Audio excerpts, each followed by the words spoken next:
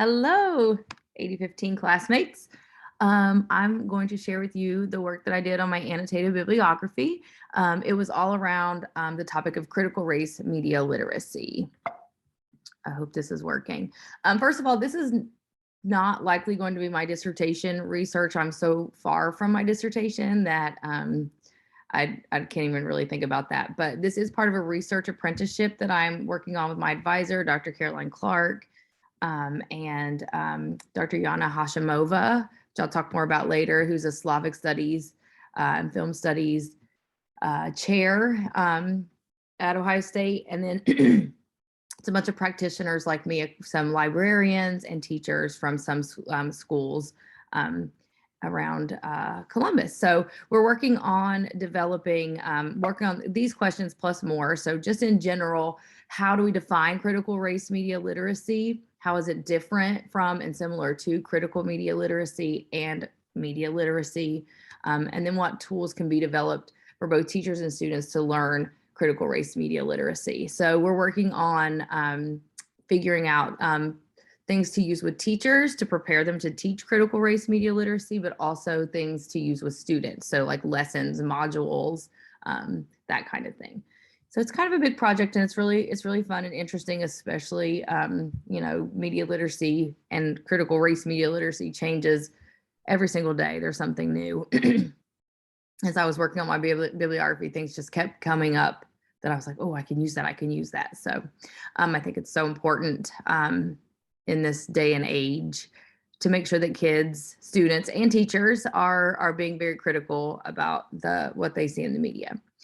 Probably all agree with that. Okay, so just quickly, some of the major scholars for the peer-reviewed pieces that I used were April. Some of these were things that we read in class. Most of them were not things that we read in class, but Dr. April Baker Bell's work on Black English, Deetra Price Dennis, her work on Black girls' digital literacies, Dr. Elaine Richardson, that's Dr. Deetra Price Dennis. I think I left the doctor off. These are, of course, they're all doctors.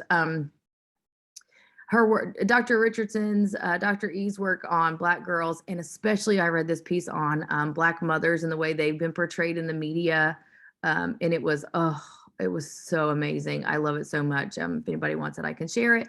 And then Dr. Stephanie Tolliver and Hadley, they did a piece on white teachers that I thought was really interesting, that I think might work with the teachers as a piece to give teachers to read for kind of, level setting. And then of course, Terry Yasso, who we did read in this class, but also her pieces really kind of anchor the work that we're doing in this project. Her work is her dissertation is on critical race media literacy with Chicano film studies, and it is everything. I loved every word that she wrote. I could have quoted the whole all of her pieces. I read, I think, 2 pieces that I included in this bibliography that are literally on critical race media literacy. Her work will definitely shape what we do in this project. I also included this piece from that we read in class. This is the one piece from class that I included. This Perez Huber Gonzalez Salerno, Theorizing a Critical Race Content Analysis for Children's Literature about People of Color. I think it is brilliant. I think I'm using it in my daily work as a school librarian, and I'm on a book committee for my school. And I think it's going to be really important to the work that we do, even though it's about literature and not so much about media. I definitely think that it's something that we can use with teachers, and it fits this project quite well. These are some books that I read. I did do a bunch of books. And obviously the entire book isn't about critical race media literacy, but there are sections of each of these books that I think work really well. There are sections in Stamped, the young adult version of Stamped, Racism, Anti-Racism in You by Jason Reynolds and Ibram X. Kendi, that talk about the way movies and media really shape our, one of the things that Terry Yasso talks about is our collective memory. And I think these books really speak to that, this idea that we get this collective memory of what things are, even if it's not based in truth and reality. So I think both Stamped and the other talk I would use with students who are in a predominantly white institution and teachers in a predominantly white institution. It really is a book about white privilege, and it talks a lot about media in a couple of chapters. The Influencing Machine is a comic book about the media. It's Brooke Gladstone. There is an updated version. I did read the old one.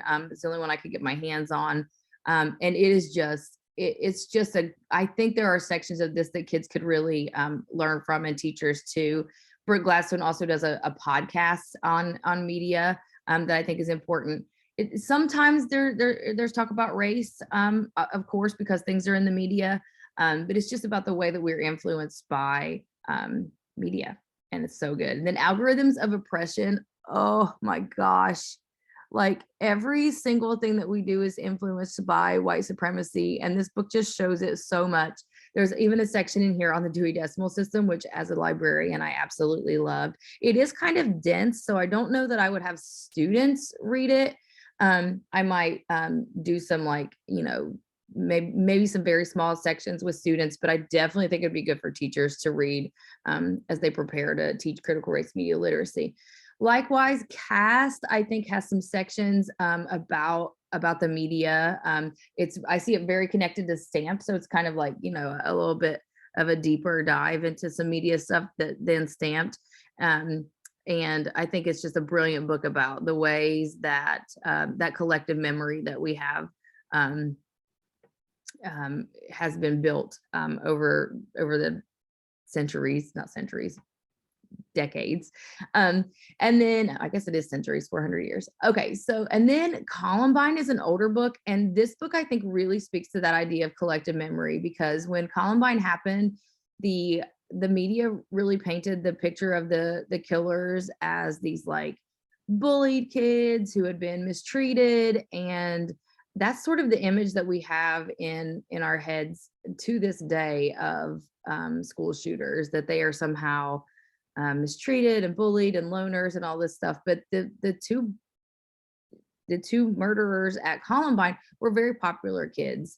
They were sociopaths, and so this is a deep dive into what happened there with the media and the ways, because media, they wanted to be the first to break news. They broke news that wasn't true. And I think it would be really fascinating to read this book with kids. It's a few years old. It's probably like 10 years old now, but I absolutely love it. Okay, moving on. So Dr. Yana Hashimova is the chair of the Slavic Studies Department at Ohio State. She, I think, is Bulgarian, and she also does film studies. So we've been reading a lot of stuff that's like Russian and Slavic. One of the things she had us read was this Dyer piece on the role of stereotypes, which I found to be like infuriating and maddening, and also really enlightening. And then we read a couple of chapters from this book called Roma Rights and Civil Rights. So it's like a comparison between the rights of the Romani people and civil rights in the United States, which I thought were very interesting. And then we watched this film called Black in the USSR, and it is a piece of propaganda from the Soviet Union, which it's really interesting because we couldn't even watch it on YouTube. When she sent it, originally it was a YouTube link, and then once Russia invaded Ukraine, it was everything from Russia Today was blocked on YouTube, so we had to find it another way. But anyway, it took me 2 times watching it to figure out that it was propaganda. It's so beautifully done, and you just kind of fall for it. So it'll be really interesting to use that with students. If anybody wants to watch it, let me know. Okay, almost done. Sorry, I can't get my screen is that it? No, there we go. Okay, yes, other sources. So I had lots of practical sources from English Journal and Voices from the Middle about like lessons and using blogging and photo blogging and all of these different things. And this is where I really see gaps. A lot of this work is on media literacy and even some critical media literacy. And they throw in some social justice topics, and they throw in some critical thinking, but it really, some of these lessons could be bumped up a notch by including critical race media literacy, which I'm still kind of trying to define, but I just feel like they beat around the bush a little bit. They're great lessons, great ideas, great units. And I think we can use them as places to help develop some critical race media literacy lessons. videos that I used in my annotated bibliography that I would definitely use with students is there's a crash course series on information literacy by John Green that is phenomenal. Also, I mean, there are moments where he talks about race, but again, it sort of misses the opportunity to really dive deep into that topic. The Media Literacy Project has amazing videos and lessons. Again, it's all about like being critical readers without that layer of race. And the last thing that I added kind of at the last minute to my annotated bibliography, if you have not seen this video that there's a news station in Minnesota where teachers were on strike a couple of weeks ago. And they were looking for video of a strike that happened in the 70s, a teacher strike that happened in the 70s. And when they were watching these old videos, they found video of a little boy, an 11-year-old little boy, talking about, he was out on the picket line talking about his teachers. And they were like, they thought it was Prince.